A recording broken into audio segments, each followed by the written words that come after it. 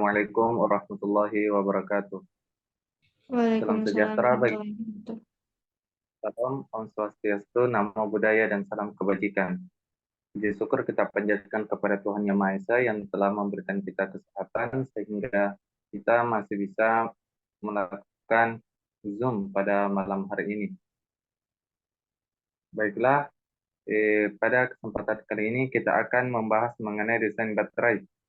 Adapun eh, adapun pemateri yang akan menjelaskan pada malam hari ini yakni yang pertama Nurul Miftahul Jannah dengan akhiran NIM 029, Joel Nicholas dengan NIM 049, Teguh Karya Nugraha dengan NIM 028, Dimas Aryo Nugroho dengan NIM 014, Muhammad Abista Nugraha Risyada dengan akhiran NIM 020.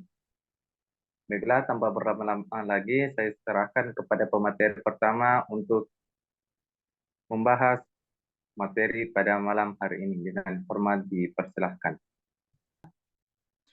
Desain untuk menghilangkan potensi bahaya keselamatan. Baterai adalah sumber energi yang digunakan untuk mengalirkan energi ketika digunakan dengan baik. Namun jika cara yang digunakan kurang tepat atau salah, akan mengakibatkan kerusakan hingga ledakan pada baterai. Kegagalan pada baterai yang biasa terjadi adalah hubung singkat pada terminal baterai, rata-rata pengisian dan pengosongan baterai yang berlebihan. Pengosongan yang berlebihan berada di bawah batas minimum dari tegangan operasi yang direkomendasikan. Pengisian baterai primer, kontrol yang kurang tepat ketika mengisi baterai sekunder, dan ketidakseimbangan antar sel seri. Lanjut.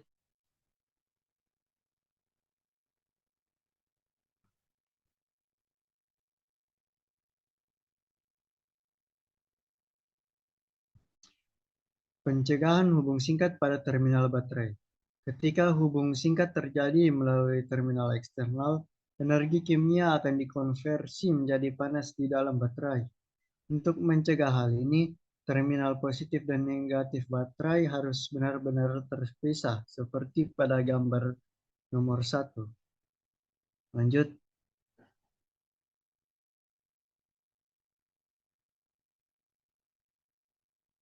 Pada model pertama pada gambar 1, terminal baterai disembunyikan di dalam kotak baterai.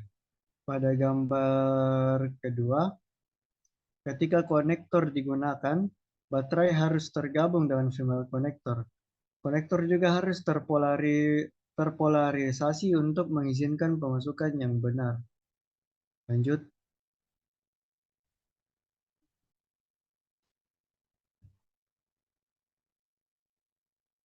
Nah, perangkat-perangkat yang berfungsi sebagai pelindung dari hubung singkat yaitu sekring atau circuit breaker, termostat, dan termistor PTC. Lanjut.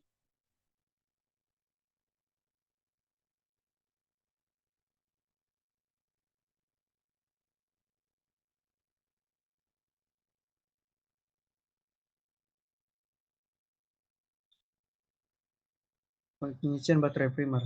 Mayoritas produsen baterai primer di seluruh dunia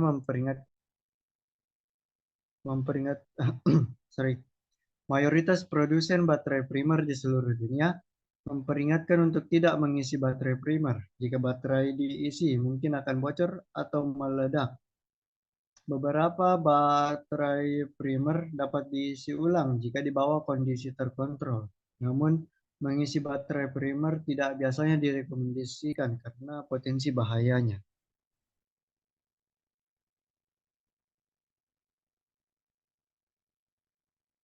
Lanjut.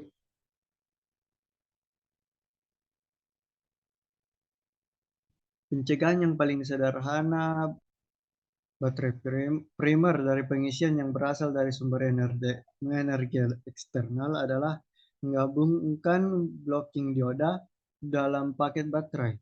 Dioda yang dipilih harus melebihi arus rata-rata perangkat yang beroperasi, minimal 2 kali lipat arus dari perangkat yang beroperasi.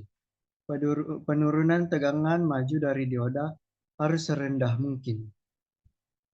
Lanjut.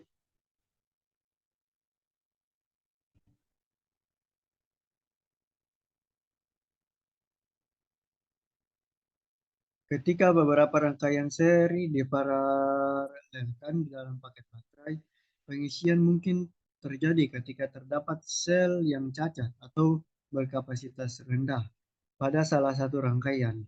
Rangkaian sel yang lain akan mengisi rangkaian dengan sel yang cacat. Dalam situasi ini akan mengosongkan rangkaian yang baik, namun akan mengakibatkan rusaknya rangkaian yang lemah. Untuk menghindari hal ini, dioda harus diletakkan di masing-masing rangkaian seri. Lanjut.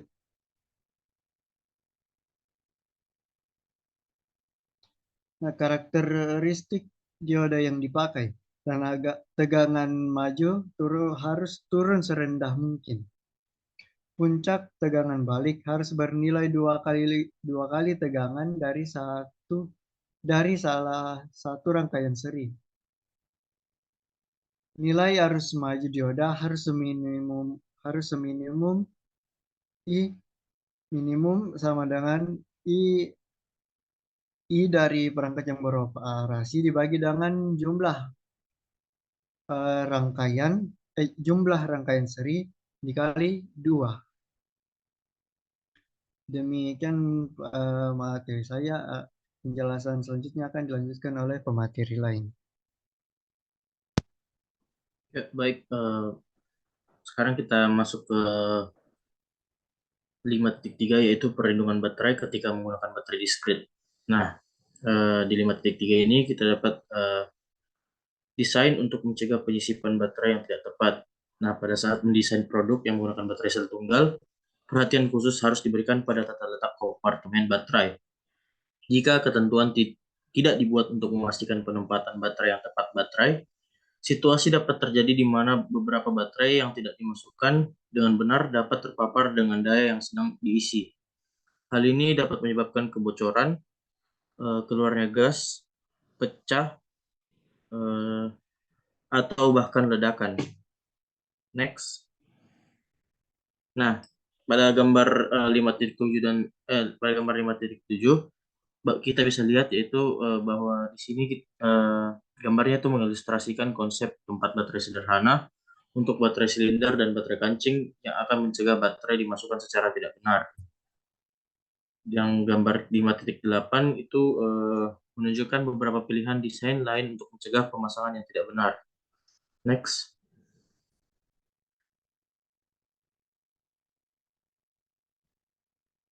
Oke.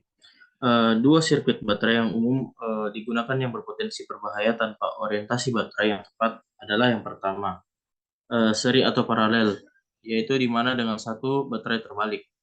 Dalam rangkaian ini, baterai 3 telah dibalik. Sebagai akibatnya, baterai 1 sampai 3 berada dalam rangkaian seri dan mengisi daya baterai 4. Kondisi ini dihindari jika memungkinkan dengan menggunakan satu rangkaian seri baterai yang lebih besar.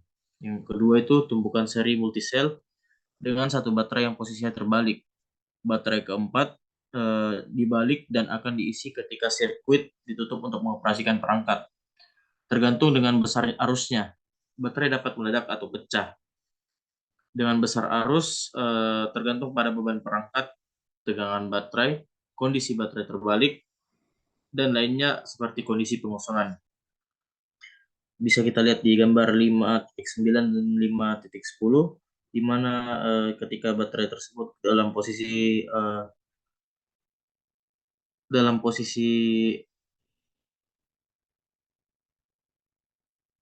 bisa kembali dalam posisi seri atau paralel. Ya, next.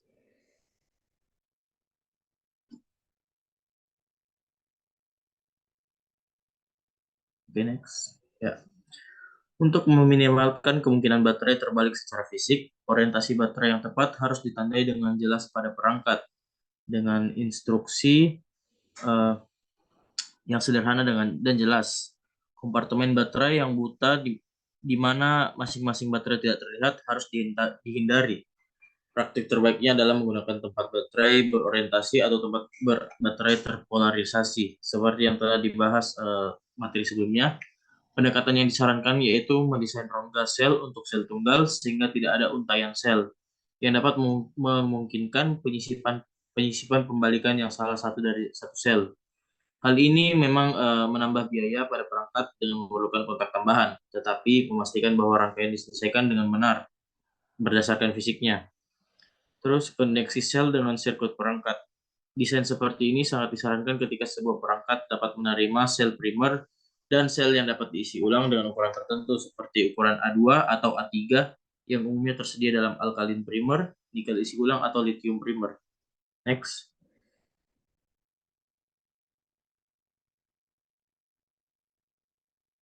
Oke, kita masuk ke dalam dimensi baterai. Produsen peralatan dapat mendesain rongga baterai perangkat mereka di sekitar baterai dari satu produsen. Ya, eh, sayangnya baterai yang dibuat oleh berbagai produsen itu tidak sama ukurannya, tidak persis sama. Meskipun perbedaannya mungkin tidak terlalu kelihatan atau tidak terlalu besar, hal ini juga bisa mengakibatkan desain rongga yang tidak akan menerima baterai dari semua produsen. Seiring dengan variasi ukuran, desain rongga baterai juga harus dapat diakomodasi konfigurasi baterai yang termasuk dalam standar EAC. Untuk konfigurasi baterai yang sesuai dengan standar EAC, misalnya itu beberapa produsen baterai menawarkan baterai dengan terminal tersembunyi negatif yang dirancang untuk mencegah kontak saat dipasang ke belakang. Namun, terminal tersembunyi tersebut hanya akan berpasangan dengan kontak yang lebarnya kurang dari diameter terminal baterai. Kita lihat pada gambar 5.11a itu mengilustrasikan dimensi perbedaan antara sel dengan terminal standar dan terminal tersembunyi. Rongga baterainya itu tidak boleh didesain di sekitar baterai dari satu produsen yang baterainya mungkin memiliki memiliki ukuran atau konfigurasi yang unik. Sebaliknya, desainnya itu harus didasarkan pada International Standard Komisi Elektronik atau EAC dan dibangun untuk mengakomodasi maksimum dan minimum ukuran. Standar EAC dan ANSI memberikan dimensi baterai utama termasuk keseluruhan. Tinggi, diameter, keseluruhan diameter PIP, tinggi PIP, dan diameter tutup negatif, itu nilai maksimum dan minimumnya biasa ditentukan. Yang bisa kita lihat pada gambar 5.11 bagian B, itu standar ini direvisi secara berkala dengan edisi terbaru. Next. Oke, selanjutnya saya berikan ke teman kelompok saya.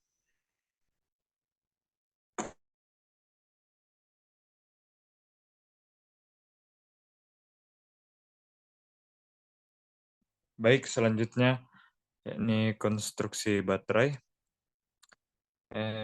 Pada gambar telah ditampilkan konstruksi baterai.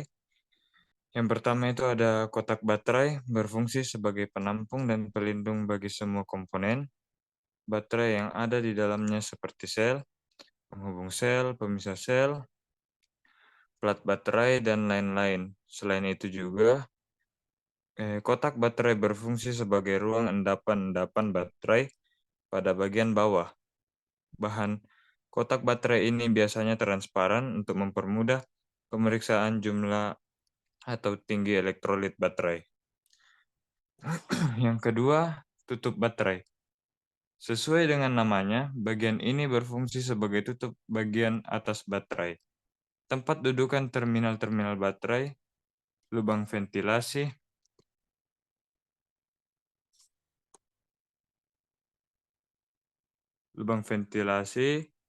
dan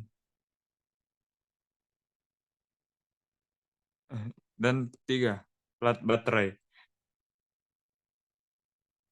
Terdapat 2 buah plat positif dan plat negatif. Kedua plat tersebut mempunyai grid yang terbuat dari antimoni dan paduan timah. Bahan pembuat plat positif adalah bahan antimoni yang dilapisi dengan lapisan aktif oksida timah (lihat dioksid Pb02) yang berwarna coklat, dan plat negatif terbuat dari spons lead Pb yang berwarna abu-abu. Salah satu yang mempengaruhi kemampuan baterai dalam mengalirkan arus adalah jumlah dan ukuran plat. Yang keempat ada separator atau penyekat. Separator ini ditempatkan di antara plat positif dan plat negatif. Penyekat atau separator ini berpori-pori supaya memungkinkan larutan elektrolit melewatinya. Bagian ini juga berfungsi untuk mencegah hubungan singkat antar plat. Yang kelima, sel. Satu-satu unit plat positif dan plat negatif yang dibatasi oleh penyekat di antara kedua plat positif dan negatif disebut dengan sel atau elemen. Sel-sel baterai dihubungkan secara seri satu dengan lainnya, sehingga jumlah sel baterai akan menentukan besarnya tegangan baterai yang dihasilkan. Satu buah sel di dalam baterai menghasilkan tegangan kira-kira sebesar 2,1 volt, sehingga untuk baterai yang jumlah selnya 6 menghasilkan total tegangan sekitar 12,6 volt. Yang keenam, penggabung sel konektor, merupakan plat logam yang dihubungkan dengan plat-plat baterai. Ada 2 buah plat penghubung pada setiap sel, yaitu untuk plat positif dan plat negatif. Penghubung sel pada plat positif dan negatif disambungkan secara seri untuk semua sel. Lanjut. 7. Pemisah sel partition. Bagian ini merupakan bagian dari kotak baterai yang memisahkan tiap sel. Yang ke-8, terminal baterai. Secara umum ada 2 buah terminal pada baterai, yaitu terminal positif dan terminal negatif. Terminal ini terletak pada bagian atas dari aki. Ke-9, tutup ventilasi. Komponen ini terdapat pada baterai jenis basa yang berfungsi sebagai tutup lubang yang digunakan untuk menambah atau memeriksa air baterai. Pada tutup ini terdapat lubang ventilasi berfungsi untuk membuang gas hidrogen yang dihasilkan saat terjadi proses pengisian. Yang ke-10, larutan elektrolit, yaitu cairan pada baterai merupakan campuran antara asam sulfat H2SO4 dan air H2O. Secara kimia, campuran tersebut bereaksi dengan bahan aktif pada plat baterai untuk menghasilkan listrik. Baterai yang terisi penuh mempunyai kadar 36% asam sulfat dan 64% air. Larutan elektrolit mempunyai berat jenis atau specific gravity 1,270 pada 200 derajat Celcius dalam kurun 680 Fahrenheit saat baterai terisi penuh. Kemudian materi selanjutnya saya akan berikan pada pemateri. Baik, saya akan membahas mengenai 5.3 desain baterai isi ulang. Baterai isi ulang multisel harus dibuat menggunakan sel yang memiliki kapasitas yang sesuai. Pada baterai multisel yang dihubungkan seri, sel dengan kapasitas terendah akan menentukan durasinya, sedangkan yang memiliki kapasitas tertinggi akan mengontrol kapasitas yang dikembalikan selama pengisian. Jika sel-selnya tidak seimbang, baterai tidak akan terisi sesuai kapasitas yang dirancang. Untuk meminimalkan ketidakcocokan, sel-sel dalam baterai multisel harus dipilih dari satu lot produksi, dan sel-sel yang dipilih untuk baterai tertentu harus memiliki kapasitas yang mendekati sama. Hal ini sangat penting terutama pada baterai lithium-ion, karena kebutuhan untuk membatasi arus selama pengisian tidak mungkin untuk menyeimbangkan kapasitas masing-masing sel dengan top-off atau trickle. Selanjutnya, desain baterai 5.15. Proses ini sangat penting untuk masa pakai dan keamanan baterai.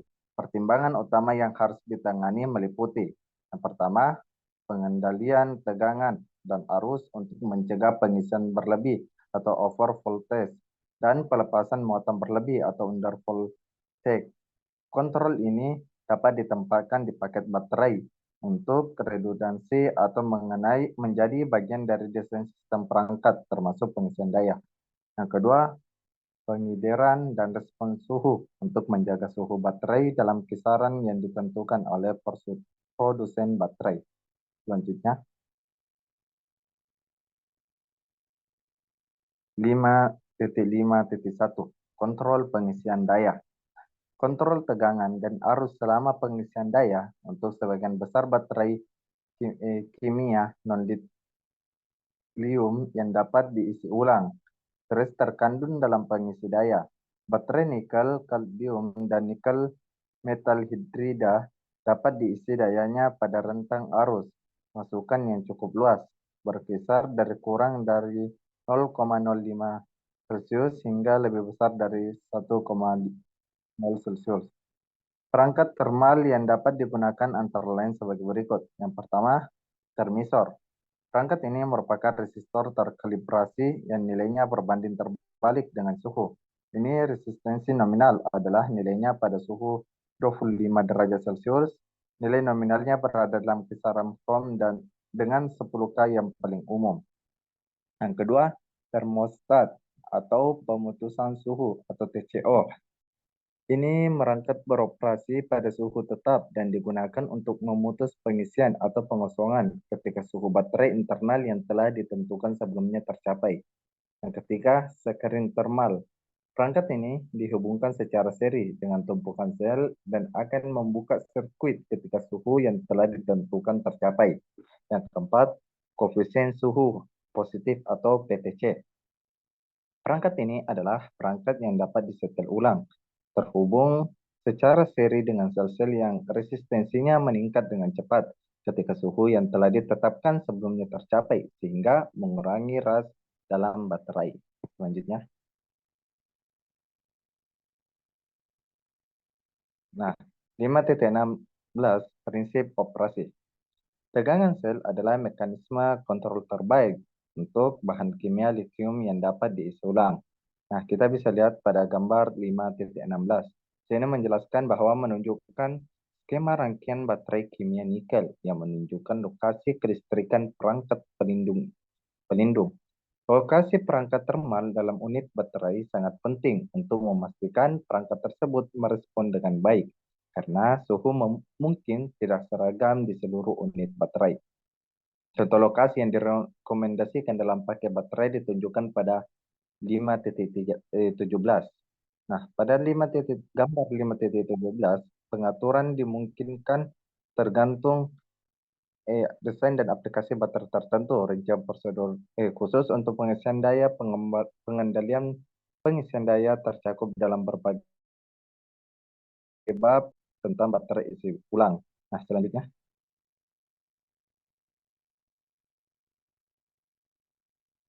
Selanjutnya. 5.5.2 contoh pengendalian debit dan 5.5.3 baterai lithium ion. Yang pertama itu tegangan sel, yaitu tegangan masing-masing sel dalam baterai dipantau secara terus-menerus. Yang kedua, prinsip operasi mengenai pengaturan suhu seperti halnya sistem baterai lainnya. Dan yang ketiga, perlindungan hubungan pendek. Biasanya batasan arus dimasukkan ke dalam sirkuit potensi terlebih terletak di dalam paket baterai atau perangkat. Selanjutnya.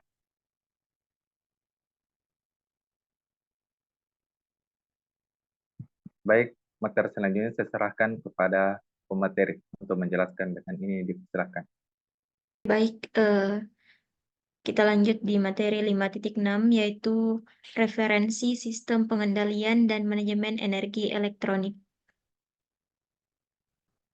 Pada pertengahan tahun 1990-an, sebuah perkembangan penting dalam teknologi baterai yang dapat diisi ulang adalah pendahuluan penggunaan mikroprosesor elektronik untuk mengoptimalkan kinerja baterai, kontrol mengisi dan debit, meningkatkan keselamatan, dan memberikan pengguna dengan informasi tentang kondisi baterainya. Fungsi mikroprosesor ini dapat dimasukkan ke dalam baterai, ke dalam pengisi baterai atau ke dalam peralatan yang menggunakan baterai host. Sejak perkenalan mereka, elektronik baterai pintar telah menjadi lebih canggih, lebih terpadu, lebih tepat, dan kurang mahal.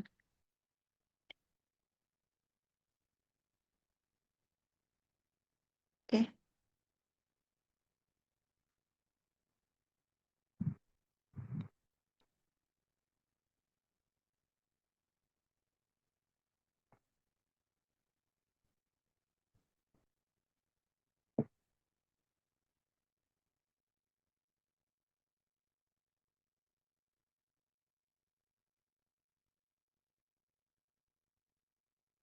Beberapa fitur dan manfaat dari pencocokan elektronik canggih ke dalam paket baterai, sistem, atau charger mencakup yang pertama adalah kontrol pengisi daya.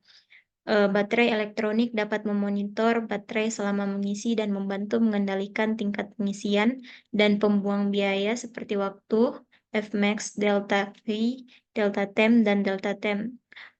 Untuk memutus muatan atau beralih ke tingkat pengisian yang lebih rendah atau muatan metode lain. Yang kedua ada kendali pengeluaran. Kendali juga disediakan untuk mengatur hal-hal seperti tingkat pelepasan, bertegangan akhir dan kehidupan, bertegangan akhir kehidupan untuk mencegah pelepasan berlebihan, penyeimbangan sel, dan membantu penanganan suhu panas.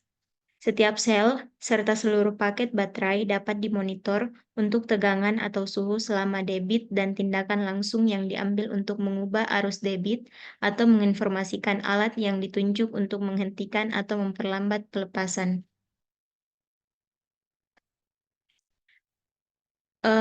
Berikutnya menyeimbangkan sel. Menyeimbangkan sel dapat digunakan untuk meningkatkan kinerja kemasan baterai multisel dengan mempertahankan semua elemen sel seri dalam keseimbangan tegangan satu sama lain. Berikutnya ada komunikasi. Mengomunikasikan informasi baterai ke pengguna akhir atau device host dapat dicapai dengan metode yang sederhana dan canggih, bergantung pada persyaratannya. Data pengukuran dasar seperti tegangan, suhu, dan arus dapat dialihkan ke device host untuk digunakan dalam kendali penuh atau kendali pelepasan, atau untuk menghitung muatan negara baterai. Lanjut saja ya, informasi sejarah. Data baterai dikumpulkan selama kehidupan baterai dan dapat digunakan untuk membuat perubahan pada algoritma operasi untuk mempertahankan kinerja optimal. Informasi lain juga dapat dikumpulkan selain awal manufaktur informasi, yaitu tanggal pembuatan kimia, konfigurasi, termasuk riwayat baterai, detail, perhitungan siklus, dan data lainnya yang dapat memberikan akuntansi lengkap penggunaan baterai dari waktu ke waktu. Data seperti temperatur, waktu pada suhu, waktu pada tegangan, dan parameter serupa juga dapat digunakan untuk menentukan penuaan baterai. Data ini dapat dipertahankan bahkan jika kegagalan baterai terjadi, sehingga pengembalian jaminan dapat dievaluasi dan dianalisis dengan benar.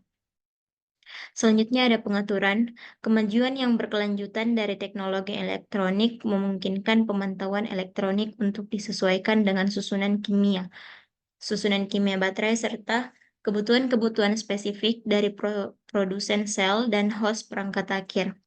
Hal ini meningkatkan keakuratan, keamanan, dan keandalan kemasan baterai serta kinerja alat yang menggunakan baterai. Ada beberapa elemen utama untuk dipertimbangkan dalam desain baterai yang berisi elektronik, yaitu yang pertama pemantauan dan pengukuran. Ada beberapa parameter yang dapat diukur secara langsung oleh perangkat elektronik paket baterai untuk memberikan informasi dasar tentang paket baterai. Ini mencakup sel dan paket tegangan, pack saat ini, sel dan atau pack suhu dan waktu. Yang kedua ada perhitungan. Dengan menghitung kemampuan dalam kemasan baterai, memungkinkan sistem untuk menyesuaikan diri dengan lingkungan atau kondisi penggunaan, dan memungkinkan operasi yang lebih aman dan kinerja yang lebih baik. Tingkat perhitungan yang diperlukan dapat bervariasi dari mesin negara yang telah didefinisikan sebelumnya menjadi prosesor yang lebih serbaguna yang dapat memperhitungkan lebih banyak variabel ketika membuat penyesuaian. Yang ketiga ada komunikasi. Sebagaimana pengukuran dapat bervariasi antara nilai yang tepat dan batas-batas monitor komunikasi dapat berkisar dari data pengukuran yang terperinci di atas bus komunikasi ke satu baris sinyal yang menunjukkan bahwa pak baterai beroperasi di luar batas yang telah ditentukan. Baik, saya akan kembalikan ke moderator. Baik, itulah materi yang disampaikan pada malam hari ini. Untuk sesi tanya jawabnya kita buka pada pertemuan besok hari. Terima kasih. Terima kasih atas teman-teman yang telah memberikan materi pada malam hari ini. Kurang lebihnya mohon dimaafkan. Surul kalam, minallah